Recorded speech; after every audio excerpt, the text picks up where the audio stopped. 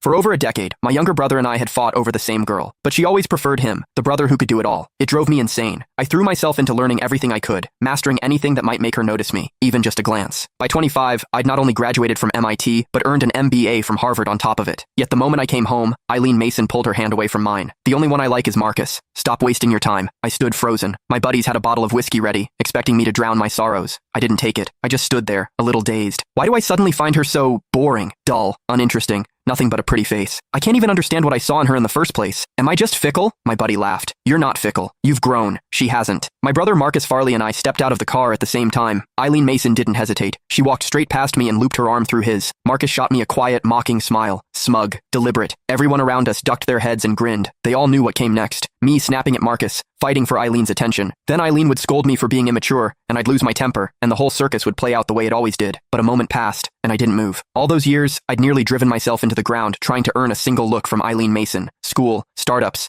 building a media brand from nothing, after navigating boardroom politics, after rubbing shoulders with people who shaped policy at the highest levels. Marcus's little routine? It was laughable. I kept my expression neutral and handed the gift bags to one of the housekeepers. From my parents, for Mr. and Mrs. Mason. Marcus's smile faltered. Eileen frowned and glanced at me. Inside the villa, I noticed the dining room table had only 4 chairs. Mr. Mason, Mrs. Mason, and Eileen already accounted for 3. Marcus let out a soft laugh. Sorry, bro. Forgot to mention you were coming too. Looks like they didn't set a place for you. Why are you apologizing for that? Eileen turned a cold gaze on me. Russ Farley. Marcus didn't do it on purpose. Just go get yourself a chair. There's no need to make him feel bad about it. It was always like this. Eileen always took Marcus's side without question. But the strange thing was, I genuinely felt nothing. I couldn't even remember why I'd fought so bitterly with my brother over her in the first place. Miss Mason, I haven't said a single word yet. Eileen blinked. In the past, I would have already been shouting, accusing Marcus of his passive-aggressive games. Bro, you're upset. Marcus stepped forward. Don't be mad. I'll go grab you a chair. He moved to get one, but Eileen caught his arm and pulled him back. She looked at me, her voice ice cold. This is the Mason house, not a place for you to throw your weight around. If you don't want to get the chair yourself, then don't bother staying for dinner. A few of the housekeepers couldn't hold back their laughter. I caught someone whispering, watch, he'll go fetch it himself like a puppy. Please, when has he ever not swallowed his pride just to sit a little closer to Miss Mason? That won't be necessary. I smiled faintly. I only came to drop off gifts for my parents. I wasn't planning to stay for dinner. Besides, I have somewhere to be. Enjoy your evening. Eileen stared at me. Something unfamiliar flickered across her face. I didn't acknowledge it. I turned and walked out, my stride unhurried. Behind me, Marcus's voice carried a note of wounded confusion. What's so urgent that you have to rush off, bro? Was he actually upset with me? Is that why he didn't stay? Eileen watched as I got into the car and drove away. A slight frown creased her brow. Don't worry about it. Marcus let out a cold laugh. A few years abroad, and his little jealousy games have gotten more sophisticated. I'll give him that. Playing hard to get now. Honestly, I'm starting to wonder if one day you might actually... Eileen pressed a finger to his lips. I told you, you're the only one I want. The truth was, I really did have things to do. I'd started an internet company with a college friend. Business was picking up fast, and I had a dinner meeting with a client that night. My partner sent me a message. Heard you're back in the country.